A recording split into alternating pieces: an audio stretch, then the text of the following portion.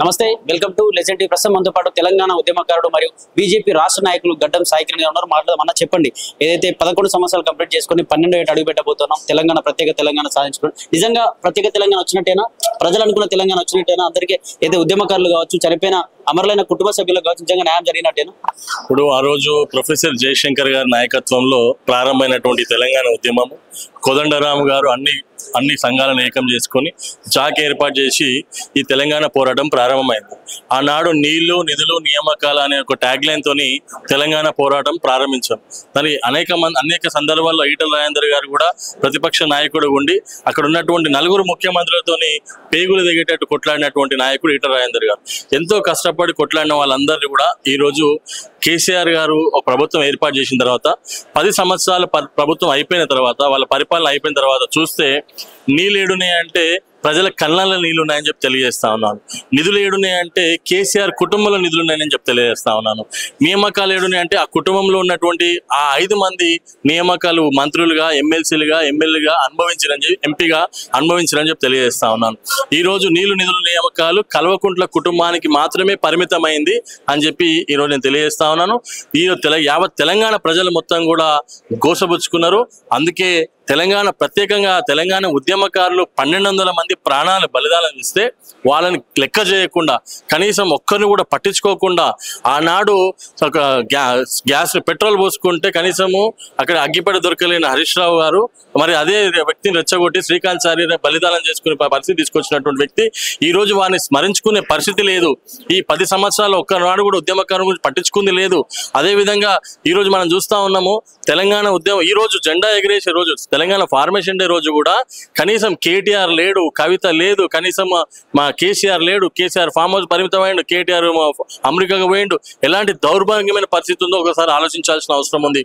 ఈ రోజు మీరు చేసుకోండి అని చెప్పి వెళ్ళిపోయాడంట కేటీఆర్ గారు. ఇది ఎంతవరకు కరెక్టో ఆలోచించాల్సిన అవసరం. నేను ఒకటే కొడుతా ఉన్నాను, ప్రధాన డిమాండ్ ఏంటంటే తెలంగాణలో ఉద్యమకారులని అందరూ వాడుకుంటున్నారు, ఉద్యమకారులకు న్యాయం చేసే పరిస్థితి లేదు.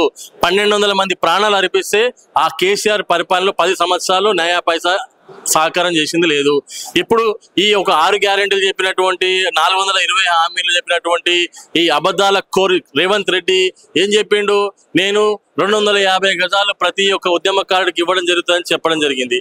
అదేవిధంగా ప్రతి నెల ఉద్యమకారుడికి 25,000 ఎవరైతే ప్రాణ బలిదానాలు అర్పించారో వాళ్ళందరికీ ఉద్యమకారులకి మరి వాళ్ళందరూ కూడా 25,000 ఇస్తా, నెలకి సంవత్సరానికి 3 లక్షల రూపాయలు ఇస్తా అని చెప్పి ప్రమాణం చేసినటువంటి ముఖ్యమంత్రి ఎక్కడ పోయింది నీ సోయి? ఎక్కడ పోయినావు నువ్వు? ఉద్యమకారులు ఎందుకు పట్టించుకుంటలేవు? ఒక్కనాడు జై తెలంగాణ నువ్వు ఒక్కరోజు కూడా ఉద్యమకారులు పట్టించుకోవు. ఈ ఉద్యమకారుల గోసనే కేసీఆర్ పతనమైంది. మళ్ళీ నీ పతనానికి నాంది కూడా ఈ ఉద్యమకారులు అని చెప్పి తెలియజేస్తా ఉన్నాను. దయచేసి ఎప్పటికైనా సోయి తెచ్చుకొని కనీసం ఉద్యమకారులకు నువ్వు ఇచ్చినటువంటి హామీని నెరవేర్చాల్సిన అవసరం ఉంది. లేకుంటే మరీ ఒక ఉద్యమము మరొకసారి ప్రారంభమయ్యి నిన్ను మళ్ళీ గద్దె దింపేంత వరకు కూడా వెనక్కిపోవని చెప్పి తెలియజేస్తా ఉన్నాను. గత ప్రభుత్వంలో బీఆర్ఎస్ ప్రభుత్వంలో కేసీఆర్ కూడా ఎప్పుడు కూడా ఉద్యమకాలను గుర్తు చేసుకోలేదు. ఎప్పుడు కూడా వాళ్ళకు ఇల్లు ఇస్తారని చెప్పిండు, రకరకాలుగా ఇచ్చి వీళ్ళే రాజభోగాలు అనుభవించిన కుటుంబాలను చెప్తూనే నిజంగా అందరికి ₹1,00,00,000 ఇచ్చే ప్రయత్నం చేసింది మా ప్రభుత్వం అని చెప్పి కూడా మాట్లాడుతూ ఉంటాం. చాలా మంది ₹1,00,00,000 కూడా ఇచ్చిందంట ఉద్యమకాలందరికి, నిజమేనా? అసలు ఒక్క ఉద్యమకారు కూడా ₹1,00,00,000 ఇచ్చింది లేదు. ముందుగా శ్రీకాంత్ సార్ తల్లి పోటీ చేస్తే ఎక్కడ పోటీ చేయించారు? ఒక రెడ్డి వ్యక్తి మీద పోటీ చేయించారు, సరే ఓడిపోయింది. నీ బిడ్డ ఓడిపోతేనేమో ఎమ్మెల్సీ పదవి ఇస్తావు.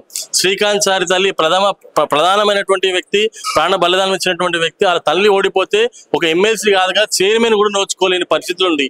ఏంటంటే నీ ఒక అహంకారపూరితమైనటువంటి రాజరికం నీవు నడిపించినావు కాబట్టి ఇలాంటి వ్యక్తులకి పదవులు కానీ ఏమి దొరకలేకపోయినాయి. కనీసము ఏంటంటే ఇప్పుడు కేసులు కూడా ఎత్తివేయలేని సందర్భం ఉంది కొన్ని చోట్ల అయితే. అని నేను అడుగుతా ఉన్నాను, ఇప్పుడు పేదరికానికి ఏ విధంగా అయితే డబుల్ బెడ్రూమ్లు కట్టిస్తామని చెప్పి కళ్ళబొల్లి మాటలు చెప్పి ఎట్లా అబద్ధాలు చెప్పిరో, కనీసం ఉద్యమకారులకు కూడా ఇస్తామని చెప్పిరు, ఇవ్వలేదు. అదే మీడియా మిత్రులకు ఇస్తామని చెప్పిరు, అది కూడా ఇవ్వలేదు. ఇప్పుడు ఎందుకు చెప్తా ఉన్నానంటే అనేక విషయమైనటువంటి ఒక ఉద్యోగం కూడా నోచుకోలేకపోయారు. వాళ్ళు ఎట్లా బతకాలి? ఆ రోజు తెలంగాణ ప్రారంభమైనప్పుడు, ఉద్యమం ప్రారంభమైనప్పుడు పట్టుమని 16 ఏళ్ళు 18 ఏళ్ళు ఒక్కొక్క యువకుడు ఏజ్. ఈ రోజు సగటుగా వాళ్ళ ఏజ్ 45 43 ఏజ్ సంవత్సరాలకు వచ్చిరు. వాళ్ళ బతుకు ఎట్లా బతకాలి, వాళ్ళకి ఉద్యోగం లేదు, వాళ్ళ పిల్లలు 20 సంవత్సరాలకు వచ్చిరు, వాళ్ళు ఎట్లా బతకాలి అనేది ఆలోచించాల్సిన అవసరం ఉంది. ఈ ప్రభుత్వం కాంగ్రెస్ ప్రభుత్వం అని ఇప్పటికైనా పట్టించుకోకపోతే దీని రూపాన్ని ఇంకోలాగా తీర్చిదిద్దామని తెలియజేస్తా ఉన్నాను. ఈ మధ్యకాలం కొత్తగా చెప్తా ఉన్నారు ఏదో సామాజిక తెలంగాణ అని. ఎందుకు నీళ్లు నిధులు నియామకాలు అని చెప్పి లక్షల కోట్లు సంపాదించుకోరు, మళ్ళీ సామాజిక తెలంగాణ అని చెప్పేసి మా బీసీలని మళ్ళీ ఎస్సీలు ఎస్టీల దగ్గరికి వెళ్ళి కూడా ఈ యొక్క పేరు పెట్టుకొని వాళ్ళ దగ్గరికి వెళ్ళి మళ్ళీ ఒకసారి గవర్నమెంట్ ఫామ్ చేసి మళ్ళీ లక్షల కోట్లు సంపాదించాం అనుకుంటారా? అలాంటి పరిస్థితి మీకు లేదు.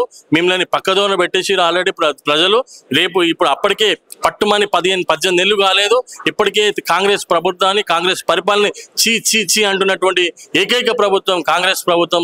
ప్రజల నుంచి చీ అనే పదాన్ని ఈ రోజు వింటా ఉన్నాము. ఇలాంటి పరిపాలన ఎప్పుడు చూడలేదని తెలియజేస్తా ఉన్నాను.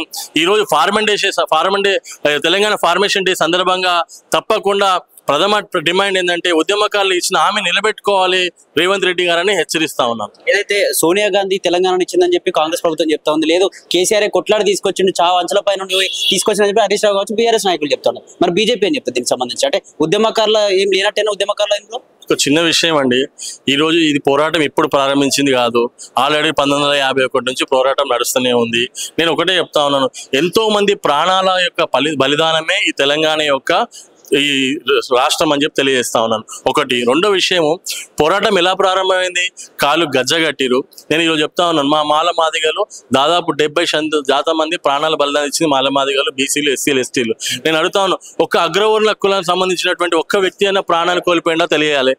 కేసీఆర్ కుటుంబానికి సంబంధించిన వాళ్ళు ఎవరైనా కనీసం అరెస్ట్ పాలయ్యారా? ఒక్కసారి కేసీఆర్ ఒక్కసారి అరెస్ట్ అయ్యే సందర్భంగా అసలు తెలియాల్సిన అవసరం ఉంది. ఈరోజు సామాజిక తెలంగాణ అని మాట్లాడుతున్నప్పుడు ఈ వర్గాలను ఎందుకు పట్టించుకోలేదు? తెలంగాణలో మొట్టమొదటిగా ఎక్కువ వర్గాలు ప్రాణాలు కోల్పోయింది సామాజిక మన బీసీ, ఎస్సీ, ఎస్టీలు అని చెప్పి తెలియజేస్తా ఉన్నాను. అసలు ఒక్క రోజు కూడా వాళ్ళని పట్టించుకున్న నాదులు లేరు, చేసింది లేదు. కేవలం ఓట్ల కోసం ఓట్ల రాజకీయం చేసే పరిస్థితి జరుగుతా ఉంది తప్ప వేరే ఉద్దేశం లేదని చెప్పి తెలియజేస్తాం. చివరిగా తెలంగాణ ప్రత్యేక తెలంగాణ సాధించుకున్న తర్వాత ఏదైతే తెలంగాణలో అసూలు భాషన అమరవీరుల యొక్క కుటుంబాలకు నిజంగా న్యాయం జరిగిందంటే ఏం చెప్తారు? ఇప్పుడు ఈ తెలంగాణ ఏర్పడేటప్పుడు ఆ రోజు బీజేపీ కానీ వాస్తవంగా కూడా కాంగ్రెస్ కానీ లేకపోతే ఉద్యమకారులు కానీ అందరూ సమీకంగా తెలంగాణ ఏర్పరచుకున్నాం. మరి తెలంగాణ ఏర్పరచుకున్న తర్వాత అసలు మనము నీళ్లు నియామకాలు అనుకున్న దాన్ని ఎక్కడ కూడా మనం చేయలేకపోయినాం. తప్పకుండా నేను ఒకటే కోరుకుంటా ఉన్నాను, ఏంటంటే సామాజిక తెలంగాణ అనేది జరగాల్సిన అవసరం ఉంది. రేపు బీసీలు, ఎస్సీలు, ఎస్టీలు అందరూ కూడా ఐక్యమయ్యారు.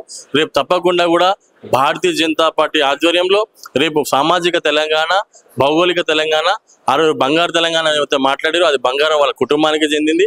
తప్పకుండా ఒక భౌగోళికంగా కానీ సామాజికంగా కానీ అన్ని విషయాలుగా రాజకీయంగా, సామాజికంగా, ఆర్థికంగా ఎదగాలంటే భారతీయ జనతా పార్టీ రావాల్సిన అవసరం ఉంది. ఇప్పటికే కేంద్రంలో చూసాం మనము 61% సోషల్ ఇంజనీరింగ్ తోని ఈరోజు జరుగుతూ ఉంది. మరి అలాంటి సోషల్ ఇంజనీరింగ్ మళ్ళీ ఇక్కడ కేంద్రం ఏదో ఏర్పాటు చేసిందో ఇక్కడ రాష్ట్రంలో కూడా సోషల్ ఇంజనీరింగ్ జరగాలని చెప్పి ఒక ఆలోచనతోని అది రావాలంటే అది భారతీయ జనతా పార్టీతో సాధ్యం అవుతుంది. ప్రజలందరూ కూడా ఇప్పటికే మమేకమై బీజేపీ వల్లనే ఏదైనా సాధ్యమవుతుంది. కేంద్రంలో బీజేపీ ఉంది, రాష్ట్రంలో కూడా బీజేపీ ఉండాలి, డబుల్ ఇంజన్ సర్కార్ ఉండాలని చెప్పేసి రాష్ట్ర ప్రజలు కూడా కోరుకుంటా ఉన్నారు.